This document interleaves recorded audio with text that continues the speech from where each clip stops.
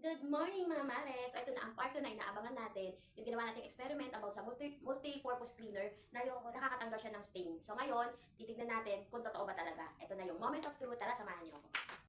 So ayan, mare, ito na siya. Tignan niyo naman, oh. Talagang nakikita niyo natanggal yung mga stain niya. Pero ngayon, tatanggalin natin yung plastic para malaman natin. So ito na ang moment of truth mga mare.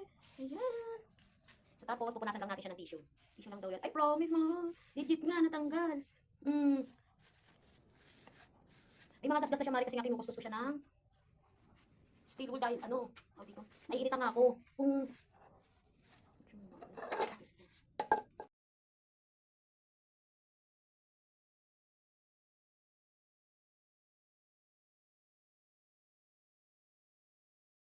So ayun nga mga mare, legit nga talaga siya. O di ba mga mare, sa murang halaga magiging bago ang yung non-stick pan. At di ko pa siya na-discover, di sana hindi nagasgasan yung pan ko. Kaya sa mga gustong umorder there, ilalagay ko na lang yung link sa comment section na. Please, di kayo magsisisi pag umorder kayo. Gaganda yung non-stick pan.